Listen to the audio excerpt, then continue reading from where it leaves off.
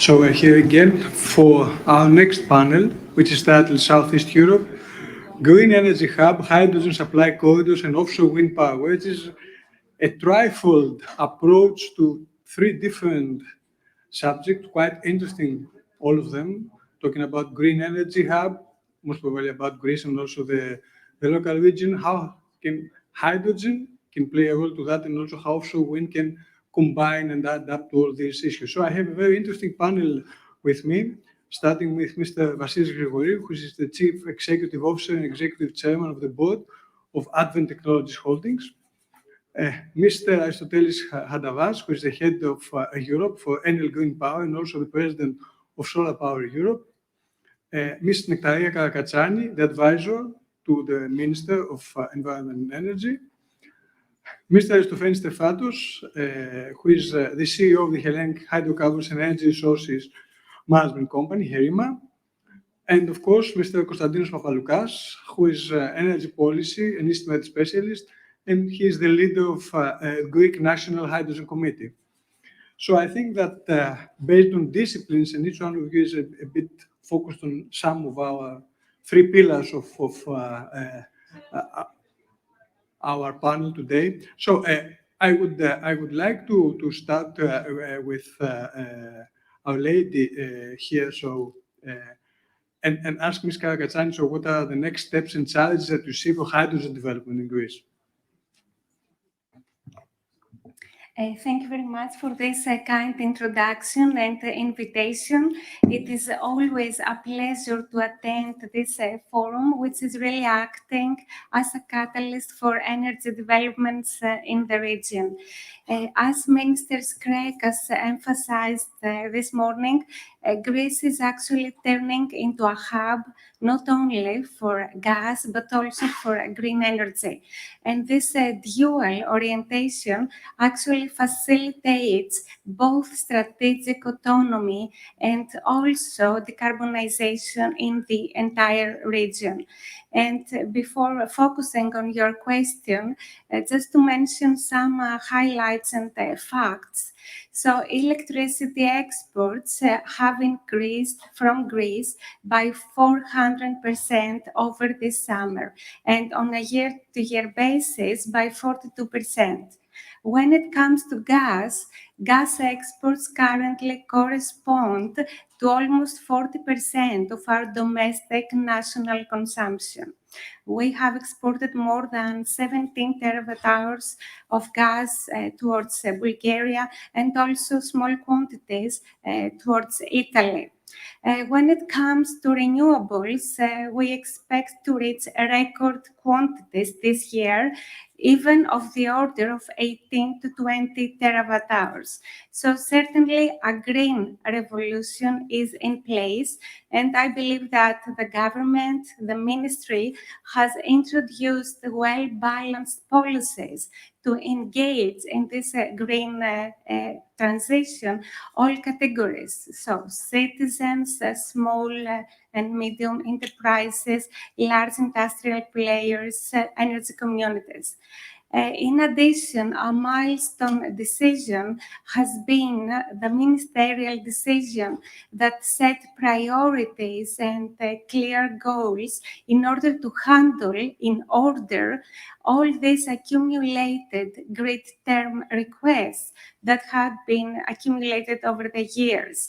So as a result of this, we see a huge momentum currently regarding PPAs due to the clear incentive that has been introduced.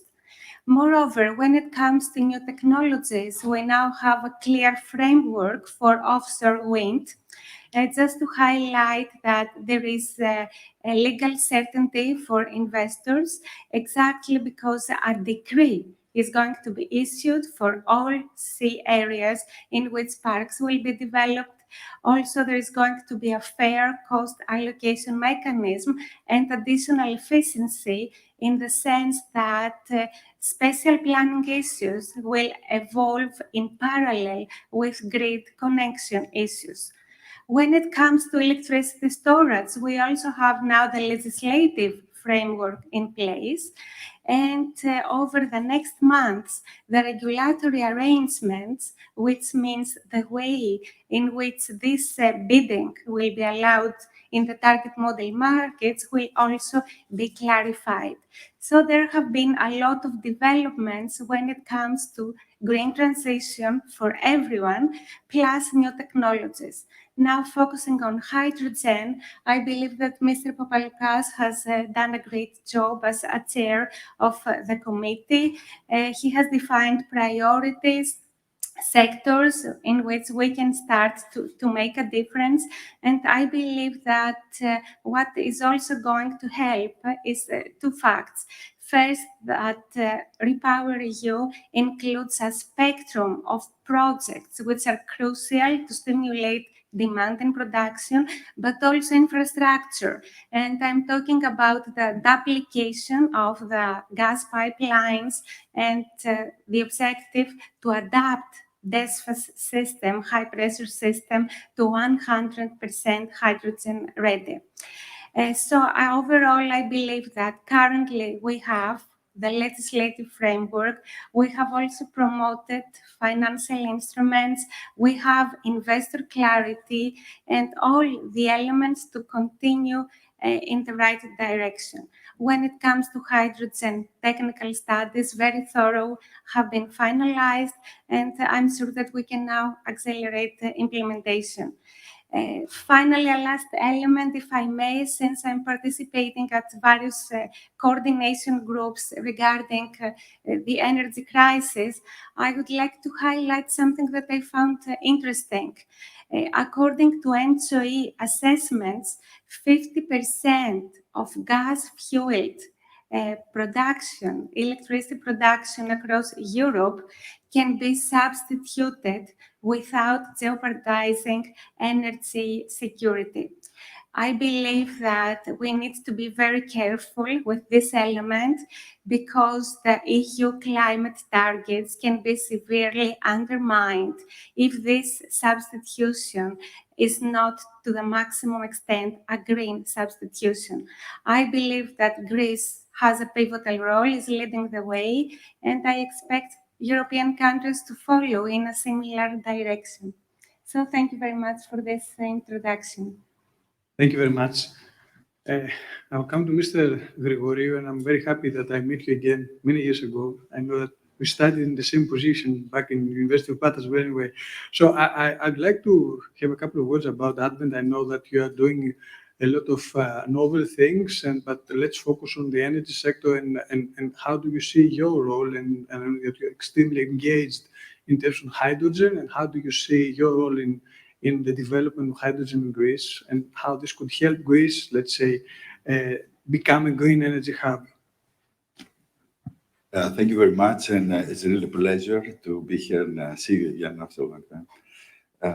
It has been a long time since we had these labs in Patras to where we're now. So Advent actually started in the Patras Science Park. And we're doing green hydrogen and fuel cells. Fuel cells are like batteries, only when you take fuel, hydrogen in this case, you create clean energy, so you don't, charge and recharge. You keep on getting clean energy as long as you put the fuel.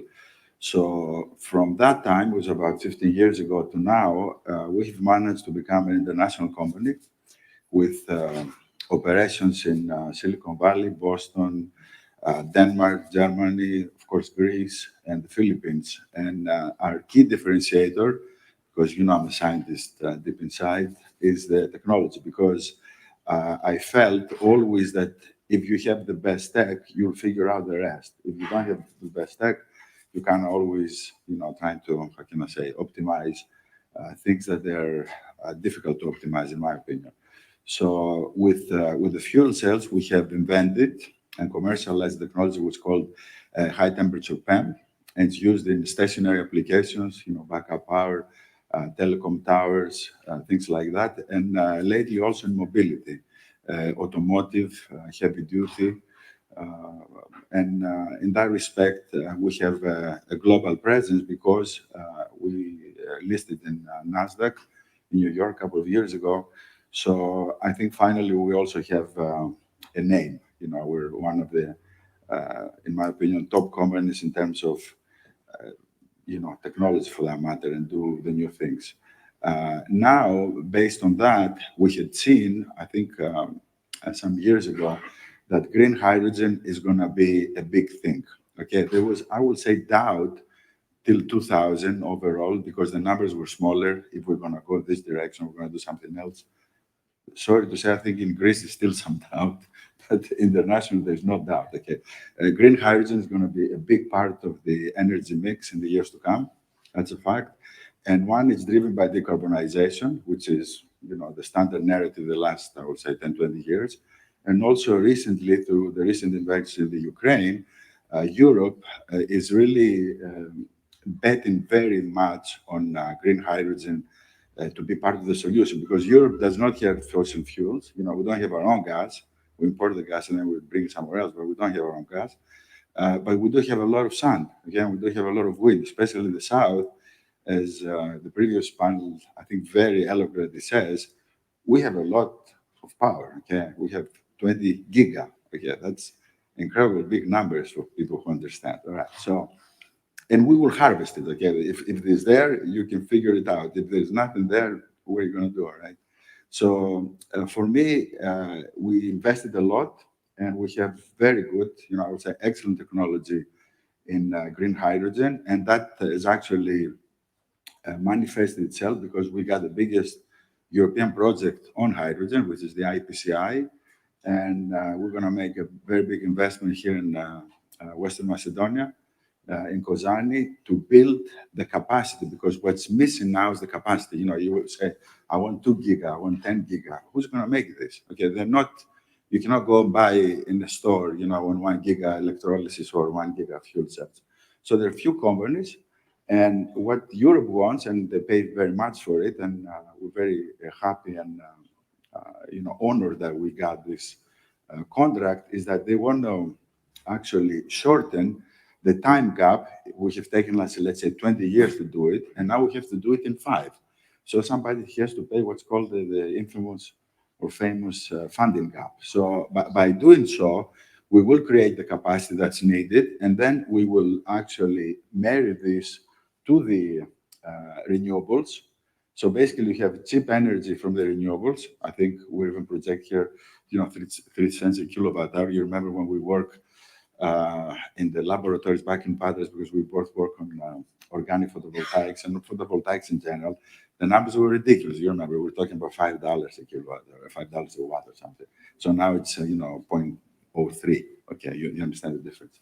So if you couple cheap electricity to hydrogen, then immediately you solve the biggest problem that renewables have. And renewables have one big problem only: storage. Okay, because you cannot, store easily. Batteries are very heavy and they don't have what's called, the power density required to do stationary applications. Batteries are good for smaller things. The minute the demand becomes big, it's not going to happen. It's just, thermodynamics is chemistry. Okay, it's nothing more, nothing less. So that's the environment that we're in. We're, very happy we're here.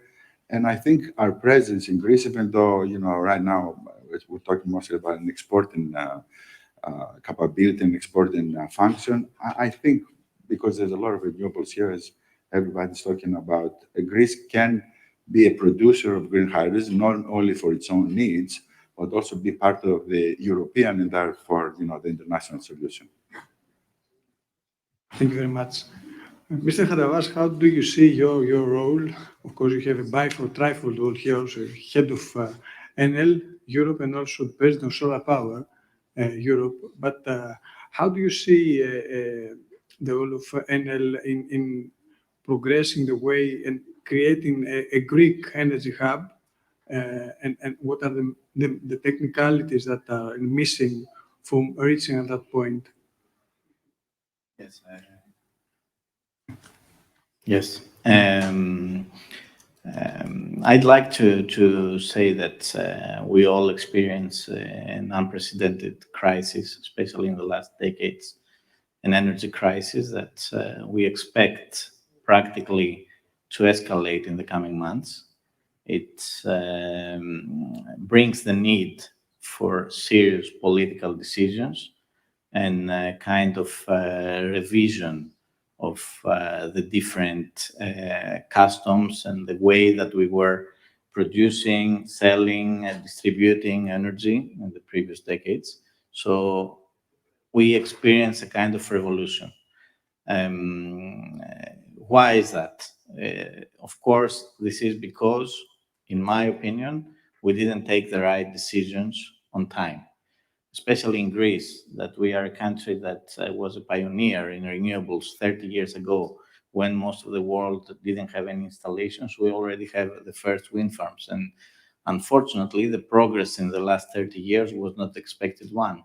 In case that we had the renewable infrastructure that we need, of course, the situation would be smoother today.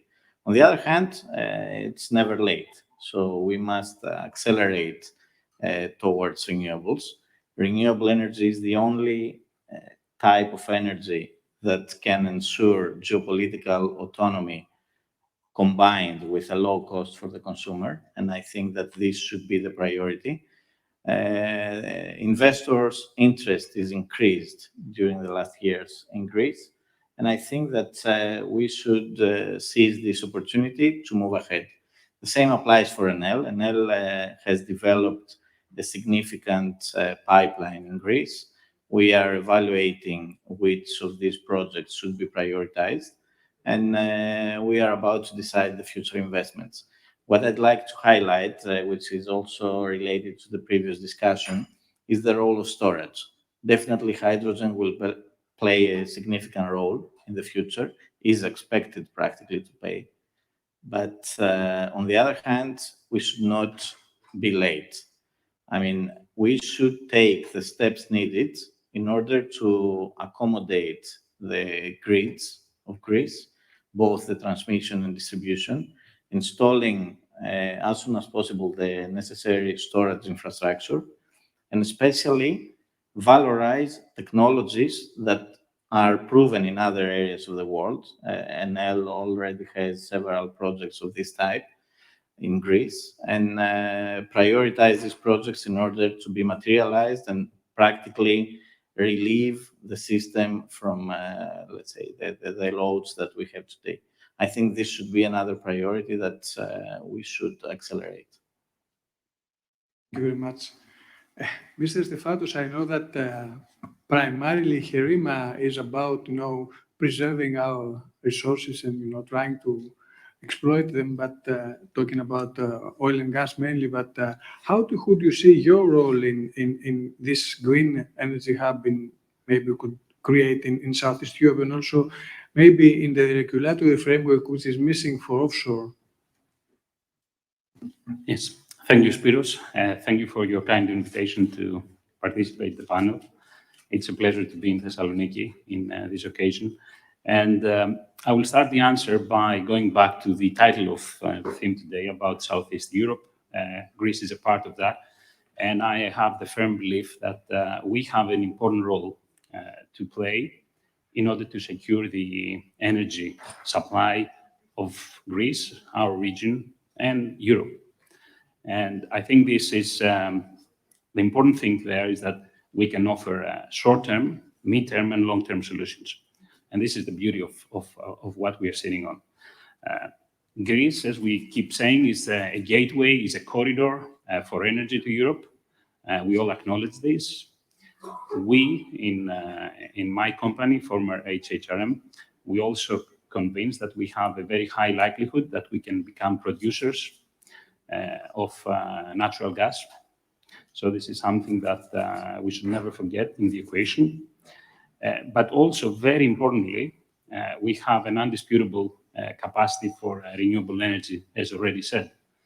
And what makes it even more interesting to me is the fact that if we start deploying offshore wind parks and we combine them with the production of green hydrogen, then the obvious next thing is to utilize the gas transmission infrastructure and distribute this product along a south to north corridor to the neighboring markets.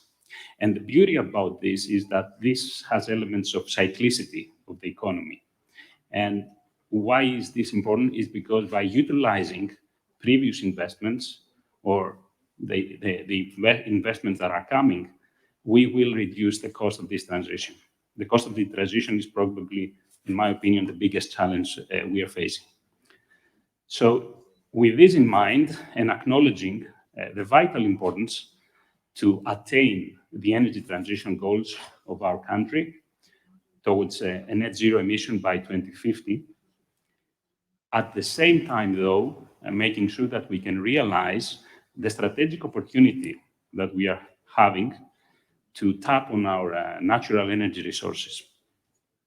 The new leadership in HHRM, when we came together about a little over 2 years ago, we set out to transform the company into a key actor for the energy transition.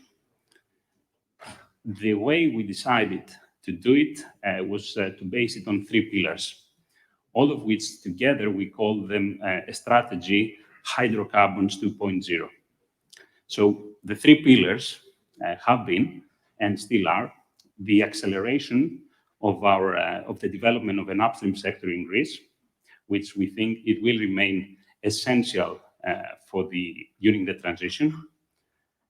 The second pillar was to expand around new technologies which are compatible with the energy transition, and they are close to our core expertise and experience in the company. And the third pillar was to strengthen the corporate governance and the resources of the company so we can ensure we have the capacity and the capability to deliver on these goals. Today, we are very happy because we feel that we have set very solid foundation for the upstream sector. I will not expand on this in this panel.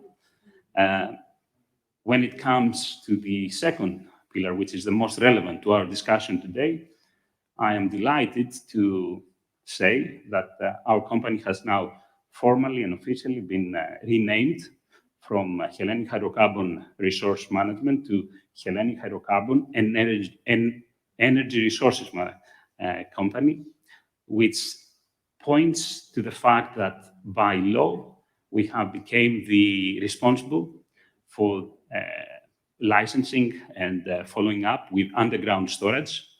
And the interesting thing here is that when we talk about underground storage, we include carbon capture and storage. We include strategic reserves of natural gas, and hopefully in the future, why not include hydrogen? The next very important achievement, which was it's as fresh as the end of July, we were given the responsibility to design and manage the tendering process for the data acquisition and planning for the offshore wind parks, which I think we all understand it's an extremely important next step for the country. There is an announcement of a total capacity of 2 gigawatts, and we understand we have experienced a huge interest by the investors, not only from Greece, but international investors are on standby. We understand it's highly important to not lose time, and this is something we're going to be working on. When it comes to the corporate governance, I think it would be a little bit boring to name all the things we are doing in order to improve and to bring the company to the, private sector international standards. I would say that particularly, I would only say that after 2 really challenging years, we are very happy because we've managed to come out with another year of very positive results. We have quadrupled our share capital. So we proved that we displayed resilience in difficult times. We adjusted, and we are very optimistic about what the future brings. And before closing, I would like to make it clear that none of this would have happened without winning the trust. And for that, I really would like to thank the Ministry of Energy, the Prime Minister, and all those who have seen this transformative vision of our company and have helped us deliver it. Thank you very much. Mr. Papaloukas, I would like a couple of words about Greece's hydrogen committee and what are the steps that we have taken in past years, and how do you see the future of hydrogen in Greece, and what are the steps that we have taken and our country aims to take? Sure. First of all, I would like to, good afternoon, everyone. It's a pleasure to be here, and I'd like to thank our hosts. And thank you, Spiros, for this great question. I feel that I need to quote, I have to quote Ambassador Tsounis about the seventh husband of Elizabeth Taylor. I'll try to make it and spice it up and make it a little bit interesting here. First of all, allow me to start with the great news from the IPCI's important projects of common European interest. We have just notified the H2CM, the Titans Group project, which is the third project participating in the IPCIs, and it is related to the decarbonization of cement industry via hydrogen. This is the second IPCI wave, known as high to use. It's an industrial wave. And Titan has greater hydrogen plants, not only for the production of hydrogen during the process and use of the hydrogen during the process, but also for its large heavy-duty vehicle fleet across the world, and especially in the United States. Let me remind you that we have Vasilis here. Yeah, we have already notified two projects. Both of them are in Western Macedonia. Green Hippo, which is an innovative production facility of fuel cells and electrolyzers, and H2 Tank, which is related to a tailor-made carbon fiber tanks with sensors, optic fiber, H2 leakage sensors that both can be used in transportation or storage of hydrogen. And we also have a good lineup of projects that will participate in the next IPCI waves. The Blue Med from Motor Oil will participate in the Climate Environmental Protection Energy Aid guidelines known as SEAG, and the Damcos NAM Trenose that will most likely become a part of what is called GBER. Blue Med is in the second group that will be notified this October without any amendments to the project, and this is good news. In any case, I believe that the whole of those projects will create, let's say, the necessary critical mass to see our national hydrogen economy emerging. And those are just the first step of a cross-sectoral approach that we applied in the IPCI process. And it has been embraced, not only the strategy, Spiros, but also the IPCI process. It has been embraced by our government quite vertically. Let's say, this cross-sectoral approach that was applied is something that our government can take pride because we created early on a joint platform where the secretaries of energy and industry that served as the originators of the process, and then we had the Secretary of Innovation and Maritime Affairs, Transportation, and lately we had the Agricultural Development because of fertilizers. So they interacted with each other first to create awareness, and then we created a parallel bottom-up channel to bring all sectors that can participate in our emerging hydrogen economy. So we brought everyone in the process early on. Now, regarding the strategy, we have concluded our strategy by that was like end of 2021. The numbers that are provided within our strategy for the electrolyzer capacities are in full accordance and proportional to what the European Commission has set as goal per member state. We expect that 2035 will be the tipping point year. We will then be more certain if hydrogen will become the world-class commodity that everybody aspires to see it to see having that role. So the decade of 2030 to 2040 will be the most crucial. This will also be the decade where our country will be an exporter of hydrogen, and this is a national goal. But of course, of all this to happen, we need to avoid, and this is something that I try to reiterate all the time, we try to avoid politicization. This is something that we need to safeguard this new sector, and we need a strong monitoring mechanism to turn plans into action. Now, to answer your question, Spiros, we have some particularities, and I'm sure that Vasilis is probably the most capable person to talk and give us the insights from his experience with Green Hippo and his projects across the world. We have a roadmap. The national strategy has more than 30 policy measures in place, and we are still enriching it to make it as targeted as possible. We have a roadmap that takes into consideration that the infrastructure and the hydrogen market cannot be developed purely by private initiative because of the lack of competitiveness versus the fossil fuel industry and the uncertainties of the market failures that are related with the maturity of the industry and the readiness of the technologies. So we broke the strategy into three distinct phases. The first one is the initiation of the market. We have lots of uncertainties, high cost, inadequate infrastructure. So those things disencourage private investment. So the main goal, and this is where we stand right now of the state aid, should be to materialize some first pilot projects, and then we have to demonstrate those projects and the application.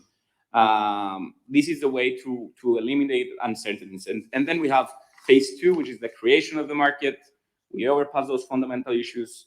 There's still a remaining high cost. It continues to hinder private investment, but the relative funds, the relative predictability of the future market, it makes it easier for private funds to participate with either debt or equity. So the purpose of the equity here is to encourage scales. And then we have phase three, which is the market development, market maturity.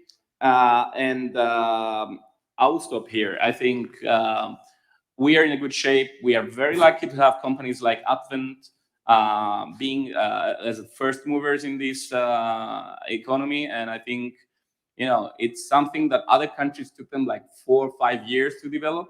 And we did everything in 1.5 years. So. Okay, thank you. I know that our time is up, so just I would like for each one of you to mention one fact, one parameter in your sectors that really make you feel optimistic about our future, energy future. So, Mr. I think Konstantinos said it also.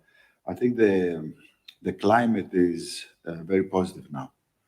And I think some of the things that we talk now about dependence on natural gas and all that give a negative sentiment. So I think people really want to move forward with the new technologies, which are now, in my opinion, for the first time, affordable. So I think it's a one-way street, and it's just implementation. I think a lot of existing big companies will come because their business models will be interrupted, and none of these things are linear. All of these things are exponential. It's either nothing happens or something happens very fast. So in my opinion, there will be, a big game in the next 5 years. Okay, So thank you. Good, thank you. Mr. Radavas? No, for me, if I had to choose something that is not, let's say, discussed very often, practically would be something that we are at point zero today. We have done nothing. And this is something that is related to the fact that in this country, we have assets since 20, 30 years ago. And we have done nothing towards repowering and hybridization of projects. I think this should become the next priority for the policymakers because there are space constraints in our, let's say, country. And I think that this could be a solution that could attract instant investments very fast track permitting, and also with a combination of storage could definitely create buffers into the system and absorb this capacity very quickly. So I think that repowering and hybridization of the projects should be one of the next priorities of the policymakers. Thank you. Mr. Fatos, I will conclude with Ms. Kakatsani. Okay. Yes, I guess I feel the need to say something more positive. It is important, especially since we are facing a difficult season, not to forget the good things that we have. I wouldn't agree that we have done nothing. Greece is in a much better position than much more developed countries within Europe. We should not forget that. A lot of things have happened. And in a country which went through a very long period of economic hustle. So I am optimistic simply because, as I said, Greece has unique competitive advantages.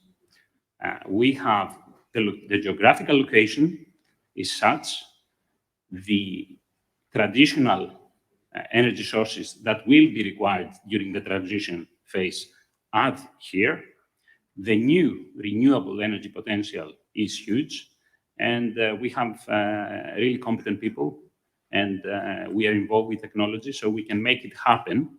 And now the strategic opportunity is that the rest of Europe and the world needs such solutions.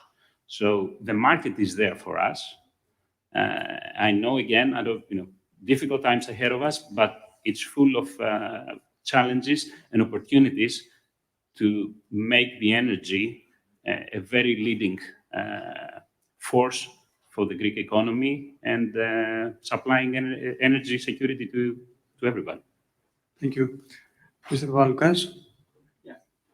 So for hydrogen, apart from the location, which makes perfect sense, and I mentioned it the last time when during the DESFA hydrogen panel conference, that we might need to advocate for a regional East Med IPCI. This is something that the Baltic countries did in the past. And I think there is so much need to build infrastructure instead of waiting for everything to happen. We should move now. And when I say now, it's so in 2030, we'll be on the train. So apart from us becoming the upstreamers because of our geography and our great wind and solar potential, I see also a great potential for the shipping community, because somebody will need to connect all these production sites with the demand centers of the world. Same thing goes, and Aris, I'm sure he can elaborate on that, on CO2. There is a Greek shipping company now that it's thinking to produce 60, I think, CO2 carriers. So there is a great potential for Greece, and we should keep up the great work. I'm very proud that I see lots of Greeks repatriating right now. Some of them are in this panel. And I see that we have a great role to play. Thank you. Thank you. Ms. Kakatsani, please conclude, and we shall leave the floor to Professor Antiosopoulos, who will follow with the next panel. Of course, I will just briefly share again with you my insights from the European coordination groups in which I participate. So I'm very proud that Greece has actively demonstrated first, solidarity to neighbors. I mentioned some numbers regarding outstanding exports, both in electricity and gas. Greece has actively manifested creativity and adaptation. We have among the best 3 resilience indicators, even across the most adverse crisis scenarios. And I'm sure that in the same manner that we pursue renewables deployment, we will follow the same paradigm for green innovation. And I hope that this will also embrace hydrogen, electricity storage, offshore wind, since we do have the framework in place and all the incentives. To me, another positive element is that now it has become clear what the real benefit is coming from renewables. So even within the same day, for exactly the same level of demand, we see price differentials of even 500 euros per megawatt hour, depending on the actual market share of renewables in the energy mix. I think this will clarify the positive effect of renewables, and it will also enhance the engagement of citizens in this huge transformation that lies ahead of us. Thank you. Thank you all for your participation. Thank you all.